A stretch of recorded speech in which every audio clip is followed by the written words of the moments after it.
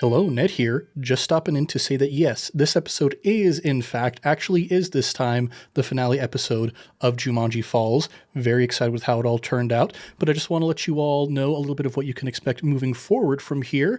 After this, we are going to move into our long-form campaign of the Tension Builders, our third Fate campaign that we ever did, coming up on 4 years ago now. And we're going to be playing a game called Bump in the Dark, which is basically if you took the Monster of the Week RPG and rejiggered it using the Blades in the Dark format instead of Powered by the Apocalypse. And I'm really excited. We've already met to get characters put together, and things are looking good, so stay tuned for that. And now, on with the show. Last time on Improv Tabletop, our dysfunctional family all finally gathered together to stop the threat that had been in the greenhouse. But they did not actually enter into the greenhouse, they entered into a place underneath the old great tree, where Sycamore Smith, Safari Smith's father, had been starting a ritual to do something sinister and strange. They got together and discovered all of the 7 souls that Sycamore Smith had trapped down there in order to power this ritual, and they got into a fight. They started off by throwing Gerard right up there into the roots of the old great tree, discovering that is where the coffin of Sycamore Smith was located, and that's where all of the strange ritual energy was being focused. And then just a big old fight ensued after that, though Gerard, with the use of the Tincture of Arsenic, did do a lot to severely negate quite a bit of the threat that was being posed by Sycamore Smith's ritual, and all kinds of crazy stuff happened. There were snakes with big old Trogdor arms. There was blunderbuss blasts coming in left, right, and center. There was just big chaos, big havoc, big combat happening, and there is still more yet ahead of us. So what's going to happen as our heroes finally complete this showdown? Let's find out here in the world of Jumanji Falls.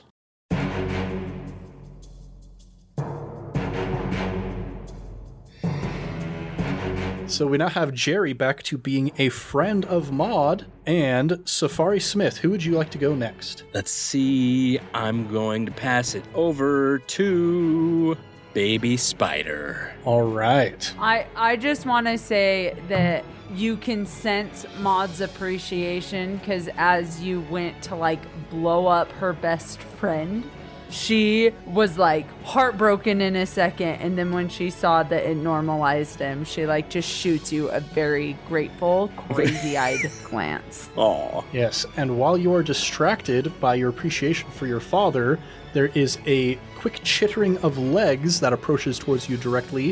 Baby Spider is going to try and chomp you, Maud, with Quick. How would you like to defend? I mean, Maud, once these little baby spiders came out of the sack, she has been teaching them how to crawl with those baby spiders. So she knows whether this thing is 30 times her size now or not.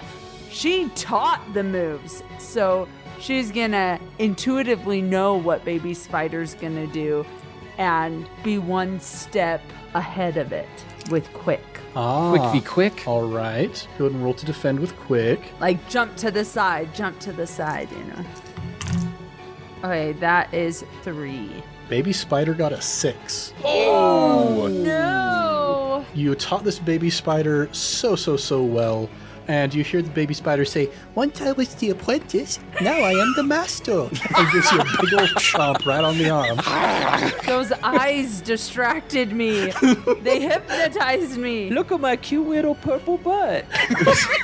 Okay, so that is 3 stress incoming to Maud. Oh, gosh. And you already have a moderate wound. I do. Yes, moderate consequence. Moderate. I think in response to that, we're going to pass it over to Stan. He sees his niece get chomped by the spider. He's going to come rushing in with those big grizzly bear claws as going to try and pound the baby spider back into a smaller, more adorable baby spider size. So he's going to attack with forceful, getting a +4. Go, Stan. Baby Spider is going to try and... Baby Spider isn't actually expecting Stan to attack him, So we're going to have Baby Spider roll with Clever to see if he even notices. Stan's exercising his Second Amendment rights right now. The right to bear arms. That he is. We'll give you a fate point for that. Why not? Yes! This is There a we big go. fight that deserves an extra fate point. Inspiration. So that is a 2 for Baby Spider. Go Stan. Yeah, so Stan jumps in from behind, both fists down on top of the back of Baby Spider's head, and you see all 8 of those human eyes go loopy and start spiraling around in different directions as he shrinks down back to the size of a normal little baby spider. And so Baby Spider is taken care of. We're going to have Stan pass to Gerard. Why not? Oh, yeah. Okay. So you're up in the coffin, Yep. way up above the cavern. I've got this arsenic dripping off of my fur. This tincture arsenic which exploded in front of me. And it's just, I'm soaked in it, basically. And it's not good. It's not a great situation. And I just go, all I know is you don't belong near the old great tree. Old great tree. And I run up his skeleton. I do a run, but like it's since I'm humanoid now, basically, I'm just like my big, beefy, like massive chest and like my arms that can't get put down to my side because they're too muscly. I'm just like running up this bony leg and just going to like jump midair, like superhero punch almost, like fist all the way back as the light is emanating and swirling off of this skeleton. And as I just have my mouth open with this liquid arsenic just dripping off of my mouth all over the skeleton body and just punch him right in the tooth. That sounds pretty darn forceful to me. Yeah. All right. Oh boy. Hiya. No. That's I rolled 3 minuses. Oh, no. 3 minuses. So I think that's a straight 0 right there. Straight 0. Would you like to spend, Thomas, any of your fate points on Gerard's behalf? Heck yeah. Yeah. Heck yeah. Okay. This superhero punch can't end in a stalemate. So true. What is this, Batman v Superman? All right, here we go. Okay, well, I rolled a 0, so that's a +3 right there. That's better. Brings us up to +3. Now, this skeleton, it is the actual corporeal form of Sycamore Smith, but the consciousness of Sycamore Smith is way down there in that body down in the sycamore tree. So he doesn't realize that he's being attacked. He cannot defend in this moment. Oh, so we didn't hear my cool quip. But we did, and that's what matters. Gerard just like, that was pretty great. Like, and don't you forget it, as he like points right in his eye socket.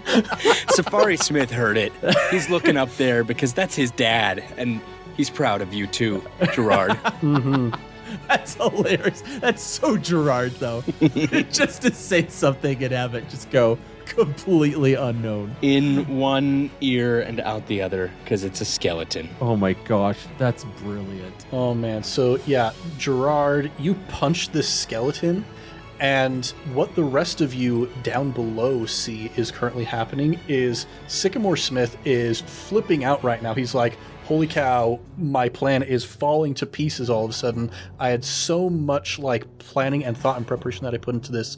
He's getting ready to try and like start making his move, but suddenly out of nowhere, you see a bunch of those splinters of wood. Like he arches his back and the splinters go flying out of his body off in all directions. Ooh. And he stumbles and falls to his knees on the ground in front of the tree that he was just extricating himself from.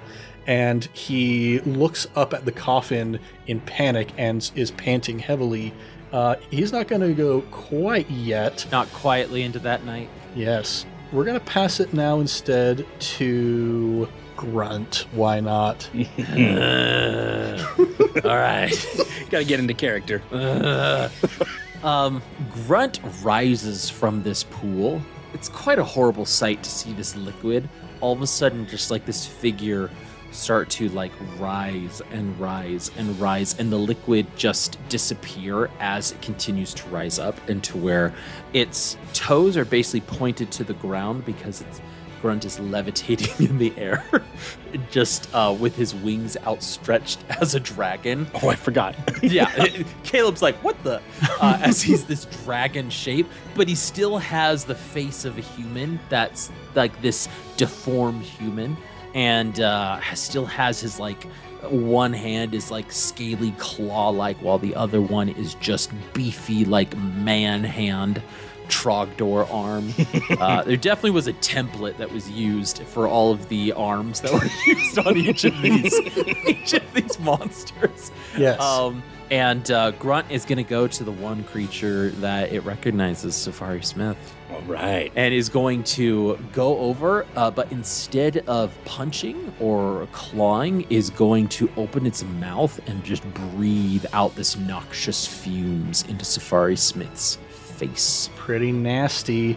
What approach is that going to be? What is the noxious fumes approach? I think it's going to be the careful approach. Okay, so let's have you roll for careful. How careful do we think Grunt is? I mean, he's obviously quite a schemer. Not peak approach careful, but this new form of Grunt, definitely a +2 careful is what I would say. All right, go ahead and roll with that. Safari Smith, how do you want to defend? Not much time has passed, and little Jerry the snake has still just flopped right to the ground in front of Safari Smith. And in a very clever way, Safari Smith is going to grab Jerry and hold him much like a blunderbuss and pull, like stretch his little body out and use up the last bit of fire breath that Jerry had to block and part and burn up the noxious fumes that are coming towards him. All right. Clever. Roll to defend with clever. Oh, come on. Come on. All right. Using a fate point to re-roll that. All right. Rolled a -1, so we can do better. You can do much better than that, in fact. Which aspect are we invoking here? Invoking Father of the Wild. I know all things wild and weird and wacky. Yes. I know how this works. And this is all three. This is all three, and that's a +5. All right. What did Grunt get? A 4. Yes. Ooh, okay. So I'm going to do one more. one more. I just used a fate point. Let me get rid of that fate point. Well, at this point, since you are defending, you're not going to be dealing any stress back to Grunt. Okay. But you could get a boost off of this if you decide that you want to up your defense. I mean, spend a fate point to get a boost is kind of a lateral move, I think. Yeah. I'll save it. All right, so that does it for Grunt's turn. And Grunt, who do you want to go next? I want his mom to go. Safari Smith's mom. Mother. All right, what is Cynthia Smith going to do? I think she also notices the threat that's happening up at the coffin, and she is going to take to the air on her big owl wings and start clawing away at the bottom of the coffin. And as the talons are breaking through the wood, Gerard, you're just in here, you're like, yeah, that was such a good quip that I just got off on this guy who definitely heard me. This guy who definitely heard me. And then I just go, uh-oh. And suddenly talons just out of nowhere burst through the bottom of the coffin. I just go, So, what? Cynthia is going to attack with sneaky, I think, since you didn't know that it was coming. Oh, yeah. How would you like to try and defend? With panic. Let's see. I'm going to defend with flashy. Try to like karate chop it away. I know that's kind of forceful, but flashy because I'm trying to impress. Yeah. I just got this quip off. I'm trying to be real cool. Yeah. So that seems like maybe a +2 for Gerard. Yeah. So that's a 1. A 1, and she got a 2, so it's not terrible. Hey, there you go. I take the 1 stress. Yep, 1 stress to Gerard. Oh boy. Okay, that does it for Cynthia. She's like digging in there trying to get at him, so there are still like bits of wood that are holding it up, but you can like look out now through the bottom of the coffin and see this terrifying owl beast just trying to get at you. Horrible. Horrible. I'm glad you said like bits of wood, because for some reason when people say coffin, I think of those big elaborate ones, not the traditional wooden kind. And so I was like, how is she just ripping apart that metal? That makes more sense. Okay. I think at this point we are going to pass it over to Sycamore Smith, who is just very unhappy about this entire situation. And who is Sycamore Smith going to try and take his anger out on? Why the person that he's been taking his anger out on for years and years and years and years. He turns towards his golden child, Safari Smith, and points an accusatory finger at you and says, "You always were trying to poke your nose into places where it didn't belong. Well, maybe I should remove it from you." Oh my! I got your nose. "Got your nose." The most horrifying game ever. And he takes that accusatory finger and swipes his hand in an arc downward and up and forward, his hand in a clawed motion. And you see that miasma that has been gathering around him go shooting forward through the ground like a plow.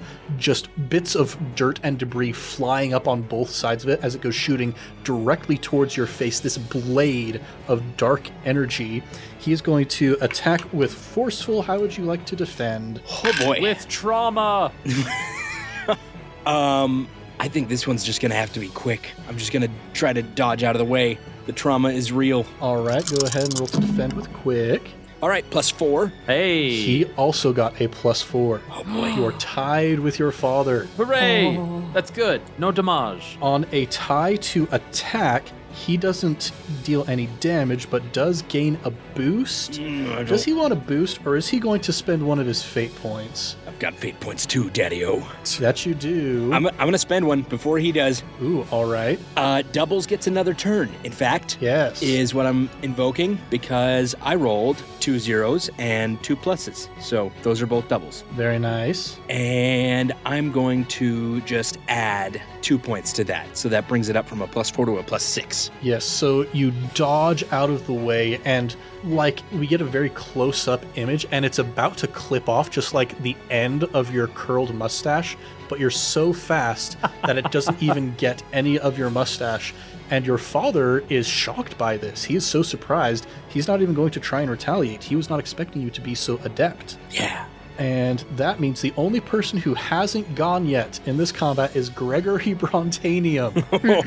So, Gregory, what would you like to do?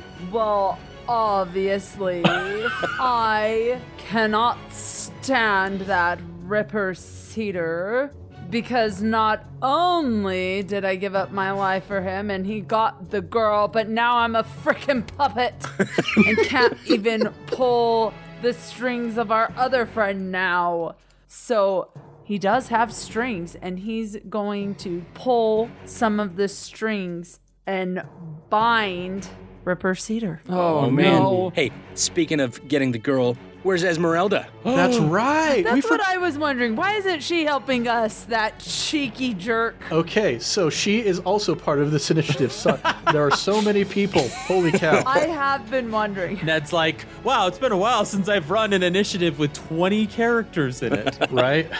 Okay, so I guess we know who's going next in the initiative after this. Okay, but yeah, so Gregory, that sounds pretty clever to me. And I believe we decided that clever was your peak, so that's going to be +3. Yep. Ripper, how would you like to defend? Oh, I'd like to defend with quick to try to be like, and move my limbs as fast as I can to where even if he grabs one, he can't grab any others. And try to like unfold myself and be very dexterous and like, All right, go ahead and roll that. Hi-ya! Yes, that's a 6! Wow. Gregory, what did you get? 3. Nice. Oh boy. And I punch you in the face and I go, suck it, Gregory! So not only does Gregory not get what he wants, Ripper, you gain a boost. I mean, I guess the boost we'll give you is going to be called Suck It Gregory. Suck it, Gregory! I got the girl! I mean, and I'd look at Esmeralda. I mean, we still have to talk about this, and I know I technically I don't want it to mean this whole situation we're in. You turn to look at Esmeralda. She's already gone because she is using the machete to slice Gregory's strings. Yeah. She is already acting. She's so proactive. She's so proactive. Look at that. She's going to roll with quick to try and get those as fast as she can. That is a +4. Gregory, Nice. how would you like to defend? He is also going to defend with quick, which is not his peak approach, so that's a +2. All right. So that is enough as she slices through the bonds, the strings that are holding down Gregory Brontanium. Suddenly, they're not holding down Gregory Brontanium anymore. Gregory, you're not a puppet. You're a little boy from Toronto who was raised by a single mom. You're a real boy. So, Gregory has been freed from the thrall as well, and now everybody has finally acted in this initiative here. Wow. Hey, and we've taken out half the field. Yes, so at this point, the only people left are Grunt, Cynthia, and Sycamore Smith. We're going to have Esmeralda pass it back to... I think it makes sense that Ripper would go at this point. You turn to see Esmeralda, and you hear this, like, Ronin sword, like, and you look and you see all of the strings in traditional anime, like, splash screen style, just fly through the air and fall to the ground, and you see Esmeralda standing behind Gregory as he sinks to his knees, kind of in a daze. For a moment, my mouth is perfectly closed, and then it drops to the ground, like abnormally cartoonish, and then I shake my head back and forth before I look at who else is at the... Oh boy, at the... I think Grunt and Sycamore are the only two here, and Grunt is going for Safari Smith, so with that nasty ichor and the poison that is being, like, breathed out, I run over there and I flip through my book, and I'm trying to find something here, and I'd like to use my stunt to find a weakness to be able to essentially call out this weakness without actually, like, attacking, and use knowledge to defeat Grunt. All right, see if you can find just the right thing. Let's have you attack with clever to see if you can find the proper weakness. Here we go. But absolutely using my lore master stunt here. So we can give you a free invoke on that. Okay, that is a 4. A 4, all right. Is that including a +2 from your stunt that you're using? No, and that'll be a 6. All right. How do we think Grunt is going to try and defend against this young whelp? Grunt is gonna try to defend with forceful and just sort of like scream out this like curdling like noise to try to like ward Ripper off. All right. Well, that is a -1 on the die, so... Yes. So that is definitely going to be enough to fill up Grunt's progress clock. So, Ripper, what is the weakness that you find in your book? For a humanoid Icarish monster, the weakness is that they can never solidify, they can never be whole. They can never have themselves be in one... in a hardened state, so they're always fluid, they're always moving and always in motion. And so I just go over and I push him on the ground as he tries to get up. I just constantly am moving him, and if I keep him in motion, he can't solidify. And then I get other people to help, and I go, Dad, come help! And we get some branches, and the branches we just like stir in the Icarish liquid to where it can't ever solidify.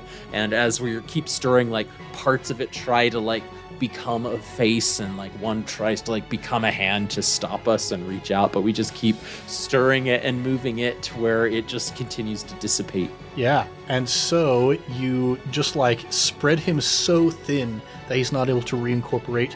And what do you think happens to Grunt now that the thrall has been removed from him?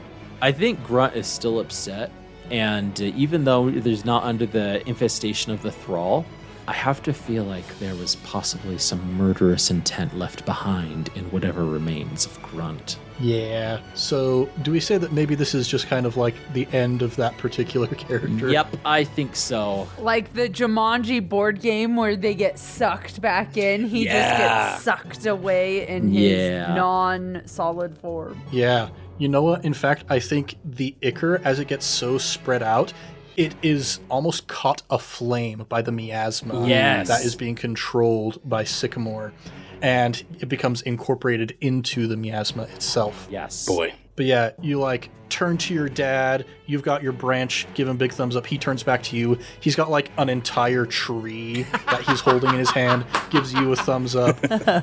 Ripper, who would you like to go next? I want Sycamore to go. All right, so Sycamore Smith, this big old massive tree person, he looks over at Safari Smith and scowls, realizing that perhaps this son is a bit too powerful for him, and turns to look at the other son, who is currently distracted, giving a thumbs up to his grandson. No! So he is going to do the same thing that he tried to do to Safari, but he's going to do it to Stan. He's going to send another blade of miasma towards him, going to attack with forceful. That is a +5. Stan is going to see if he can notice, going to roll with clever. That's a 4. Can I help my brother? Can I do anything? How would you propose to do that? I'm gonna hearken way back to when we were kids.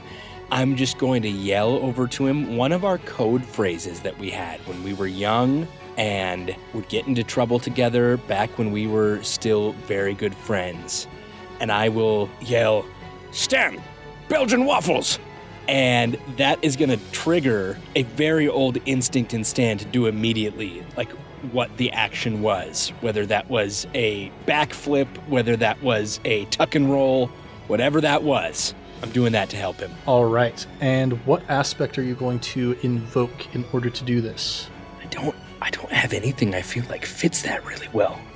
You probably both had daddy issues. Yeah. Why you made a secret pact. You know? Yeah, you know what? That fits. So I will use that. Invoke my trouble. All right, so you yell out Belgian waffles, and just like Manchurian Candidate style, Stanchurian Candidate, he gets down into a deep crouch and then leaps up and does a Michael Jackson split up in the air.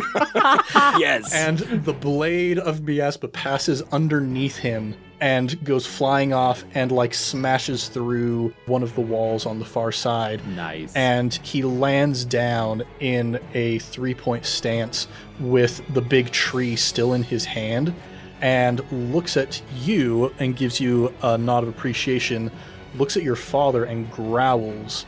I think we're going to have Sycamore now pass it to Stan. Stan looks up at the ceiling as well. He sees kind of like the machinations that are going on here. Okay, that skeleton is up there and Mom is currently trying to get to it. That seems like a bad thing, so he's going to take the tree and he's going to just like caber toss it directly towards the top of the cavern to try and stop Cynthia from getting into the coffin. So he's going to attack with forceful. It's a +6. Nice. Cynthia is going to try and defend with quick to get out of the way. Ooh, that's not a great roll on the dice. That's only a +2. Nice. And you just hear Gerard screaming for Maud. And so he tosses the thing like a caber straight up into the air, and Gerard, you look and see this huge tree coming straight for your face. How do you dodge out of the way of this? I almost said I go quietly into the night. No, I don't. I am going to leap out of the coffin. Mm-hmm. I'm skydiving down. Yeah. And getting the heck out of here. I wasn't even supposed to be with the skeleton. I'm letting myself just dive out, arsenic spraying off of me onto this owl creature And as I'm getting dried by the terminal velocity of just approaching speeds I never should have approached twice within 10 seconds. I almost envision you like leap out through the bottom of the coffin and you're like running along the tree as it's flying back up towards it. Yes. And this is the point where I remember that you are actually a flying squirrel. Yes. I forgot I was a flying squirrel too. I forgot. I totally forgot that. I did not. So as I just like am falling and go, and in the last second just whoosh, spread my arms and legs out, and I fly and I float Harmlessly. to Maud. But yeah, with quick. I mean, if I'm gonna roll, I need to roll with quick to try and get out of the way of this. This thing. Yeah, that'll be your defense. I got a +1 on the die, so yeah, I think quick was my +2, so that's a 3. A 3. So you are going to take 3 stress from that in response to the 6 stress that was being dealt by Stan. Yep. I think that's not necessarily physical stress. I think that is just literal actual stress. Yeah. Your little squirrel heart is beating so fast. Way too much adrenaline in my bloodstream at this point. It's like I took 20 monsters in a particular day. Mm-hmm. And then you hear a crashing noise from the ceiling of the cavern, look back up and see the tree is lodged in the ceiling, and Cynthia has reverted out of her owl form and is just falling now down towards the ground. And Stan goes running my and gosh. does like a duck and roll and grabs her before she hits the ground. She has been saved from the thrall, but you also see up in the ceiling there are arms and legs, bony arms and legs sticking out from around the edges of the trunk. And so Stan dealt 4 stress with that attack. 2 of that goes to Cynthia, 2 of that goes to Sycamore. Go Stan. He has only 2 ticks left on the progress clock. And I think now that Stan has finished his turn, he's going to look at his brother. All right. As Safari Smith gets ready, Ripper just runs up and puts his hand on Safari Smith and he say, "You could do it for our family. Break the tradition." And Safari Smith pats Ripper on the back in a thankful way, looks up at this monstrosity that is his father, takes out his blunderbuss and throws it down to the ground. He looks up and he says, "I've learned things in the past 24 hours that I did not know before. I know why you were so hard on me. I want you to know that I always respected you and that I even loved you. Look at the family we have. Look at your legacy." And I'll look at him right in his monstrous eyes and tell him, "Be at peace." I think that sounds like a much more clever way of handling this than forceful. I think so. That's a +4, and I'm automatically burning my other 2 fate points. I'm invoking Father of the Wild and Daddy Issues. I'm putting them together. I'm bringing all this together.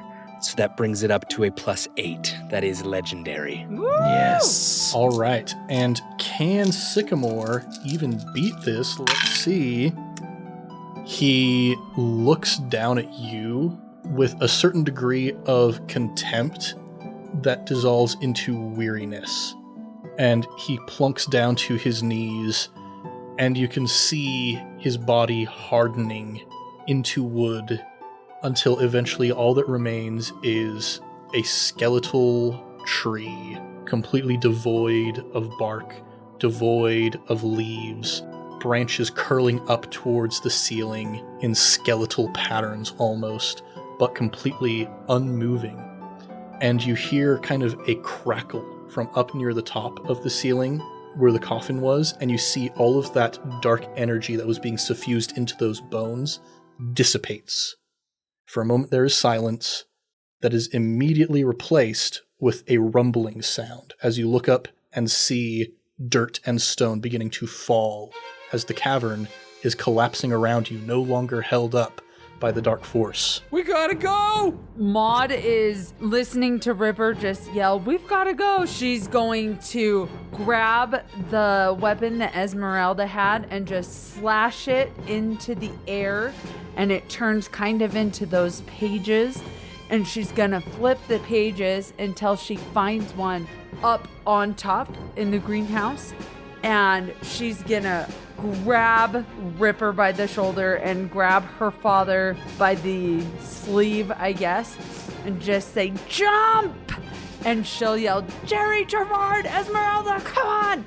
And she'll jump in there with them.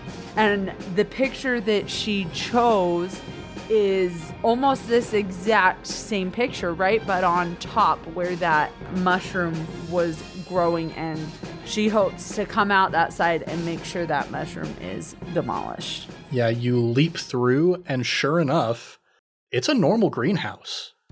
She kind of like slowly looks at Ripper and slowly looks at her father, and then is kind of taken aback to realize that Stan isn't there, Esmeralda isn't there, Jerry, Gerard, they're gone. Everything looks normal. She's back in her normal dirtiness. Her father doesn't look like beat up how he did before. Ripper, his satchel is completely full again. And she just kind of slowly stares at them with this questioning look in her eye, but nothing coming out of her mouth. And you hear a rap on the door, and it opens up, and you hear a voice say, "I've brought you your crudités, Master Smith. Have you been enjoying yourself in the greenhouse, young Master Ripper, young Mistress Maud?" Thank you. Reginald? You remembered my name, sir. A joyous day this is indeed. Yes, indeed. Thank you for the crudités. Please pack my luggage. I believe my family and I are going on a camping trip. He looks at you a little oddly for a moment, but then says, "Of course, Master Smith." And he puts the tray down onto one of the tables, and you see there's a bunch of like fancy looking cups with vegetables and dip in them, but then there's also just like a couple Lunchables on there for the kids.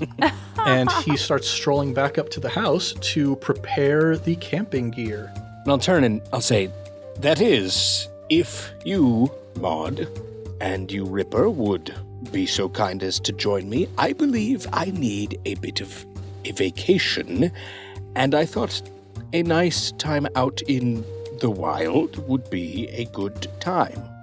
Maud?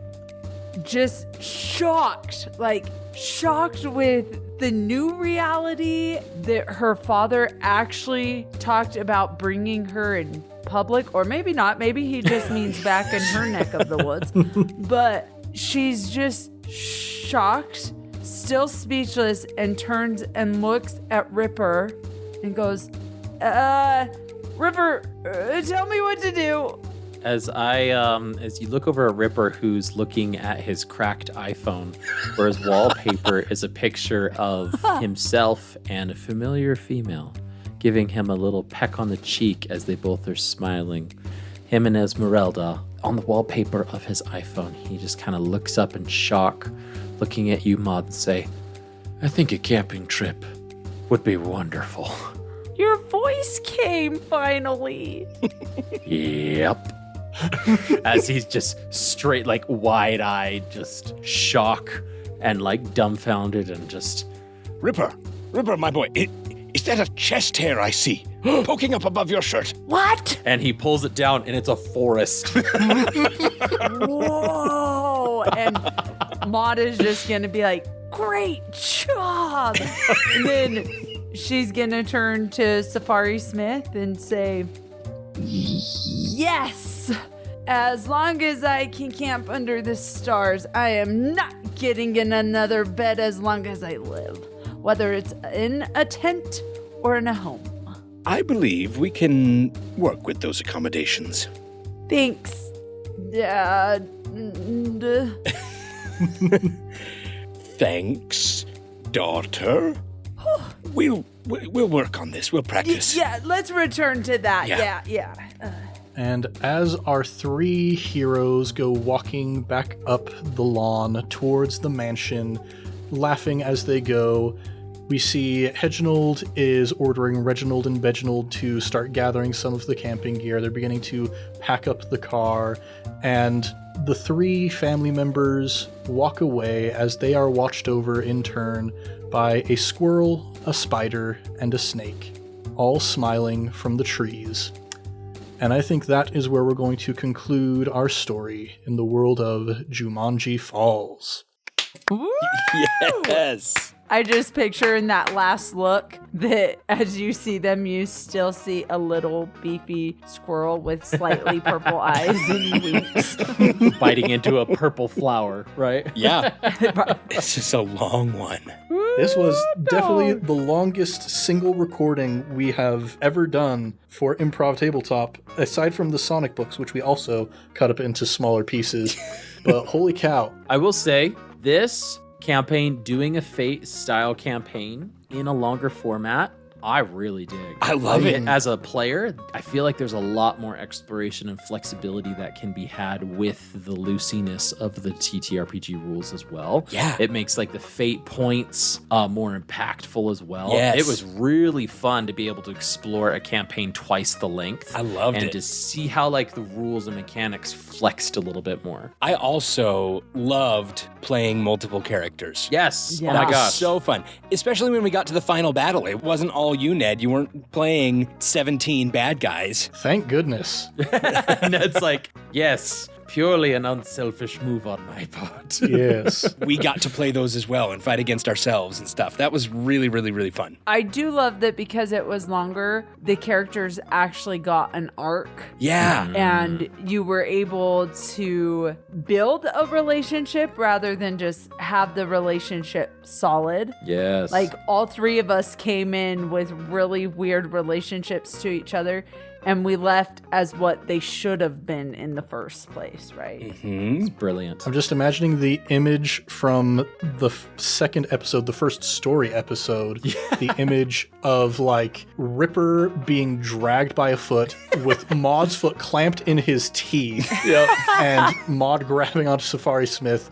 Until now, here we are, Yeah. all just walking up a hill together like normal humans. Amazing. So brilliant. I also really love how you concluded that too, Ned, how it just gave that Jumanji feel at the end. Yeah. where you're like, Yeah. that was awesome. That was brilliant. Stan's around here somewhere, right? He's okay. He's coming on the camping trip. I know. Somewhere.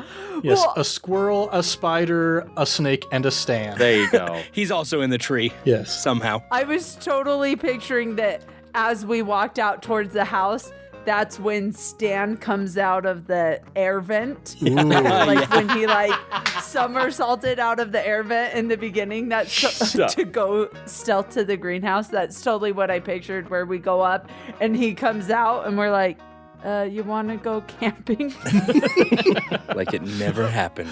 Oh, man. Ooh, well done, Ned. Well done. Well done. Oh, thank you. Yeah, this maybe not the longest recording, but the longest individual bout of improv I have ever done in one session, I think, as far as like a continuous narrative. Yeah. Yay. Whew. Well, everybody, thanks for listening. Thank you so much for listening. This has been a wonderful experiment in the improvisational style of this podcast, and I'm very happy with how it turned out. I'm glad that you all have been enjoying it as well. We've been getting some good feedback, some good response from the fans. Very encouraged, feeling very loved, feeling very supported by all of you out there as well. Also by my lovely friends here. It's been a grand time recording this with these folks. Yes. Mm-hmm. See you in a year. Yes. Yeah, that is a good point, because the next thing we got coming up is our next long-form campaign, but we'll see how long that ends up going, and we'll talk more about that in just a little bit. But I have a script to get to. Unlike Thomas, I actually read the script. Okay. Called out, but fair. Well, everybody, thanks for listening to Improv Tabletop. We'll be back next month with more adventures in a familiar setting, but brought back in kind of a new way. So if you want more, go and subscribe, maybe even give us a review. We would be as happy as a family who bonded Yeah. if you would go ahead and give us a review on the podcatcher of your choice. We're also all over social media. I need to remove that part from my script. I don't like talking about social media anymore. Yeah. There are ways to get in touch with us. I might hear you if you reach out through social media, but I'm always checking the email account. improvtabletop@gmail.com. Gonna check the email. Check out my email. Check my email, check my email. So if you would like to, goodness, if you'd like to connect with us there, maybe you would like to talk with Heather about the fact that she needs more opportunities to do improv, then don't be afraid to reach out. Heck yeah! Yeah. Reach out! Reach out indeed. Now it's time to shout out our next batch of Sticker Club patrons. Oh, yeah. And the people we're shouting out this week are Christine Lines, Colin Greenwood, and Alina Georgieva. Hey. These three are the people who own the camp that our family is going to be going to do some bonding, and they have a lovely program set up for you with all kinds of lovely family bonding activities that are definitely going to be just as effective as the life-threatening bonding that you just already went through. Yeah. Imagining the sheer thrill of bobbing for apples. Okay, it's time to do the trust falls. Now, do you trust each other, everybody? But it's still going to be a lovely time at the camp, due in no small part to the help of these three lovely patrons. If you, dear listener, want to join the ranks of the Sticker Club, consider joining our Patreon at patreon.com/improvtabletop, where you can also get things like Discord access, biannual sticker packs, and more, such as our current ongoing patron-exclusive campaign, Serpent Sea Sagas. Yeah. Where all kinds of fun stuff is going on. There is also a very collaborative world-building sort of air going on over there, where I am giving the players a lot of opportunities to help build the lore of the world as we're creating it. I'm taking inspiration from some pre-written adventures, but whenever one of my players suggests something that is more cool than what was written in the book, I throw out what the book said, and what the players said is now part of the world. Yeah. And let me tell you, they have been already giving many, many more examples of cooler lore that they have put together themselves than what was in the book. So, I think it's because Ned's a cool GM. you don't say. The rule of cool. The rule of cool. So if you want to go there and hear some examples of what kind of new fantastical elements the players have been bringing to the world of Grimnir, go check out our Patreon. Now, let's do a round of plugs. And Heather, we were going to do you last time, but you told Caleb to do it instead, and we said we would come back around to you. So, Oh, yes. Heather, would you like to do that for us this time around? Yes, I would. So, I am not just doing this as an allegiance to people I might know, but there's this fantastic podcast called I Cast Fireball. Oh. And I have now become a fan. So this isn't just due diligence. I decided to go through and listen to it a little bit later than I should have. And man, it is fantastic storytelling. I just think that everyone should give it a listen to hear how improv can really mesh with an RPG system that isn't built for it like this one, but you know, even in D&D, just how really trusting each other and having a group of good people can give really great content and time and a good story.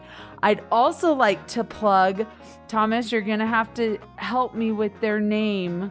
In New York, there is this show. It's the Dungeons and Dragons show. The 20-sided tavern. 20-sided tavern. So we went on a trip and, oh guys, there is nothing like seeing Broadway talent improv. It was phenomenal. It was very incredible. Phenomenal to see that. Like, that was one of our favorite shows, and we saw 5. If you're in New York, you just happen to be before they close in like a month and a half. Or Australia. Really go give it a listen to. Their format is incredible. And then I'd like to plug Friendship and just keeping it going after, what's this been, 10 years? Just about. Something like that. So keep that fire going with your friendships. Friendship indeed. Friendship, family, all good things that I would wholeheartedly put my endorsement behind as well. Yeah. Holy cow, everybody. Thanks for listening to today's episode of Improv Tabletop. I am Ned Wilcock, your host and GM, and I have been joined by... Caleb Anderton, living the dream. Heather, so psyched I got to be here for twice as long. Hey. And Thomas, in love with the most beautiful girl. Aw. Gross. Much love and stuff, everybody. We'll catch you next time on Improv Tabletop.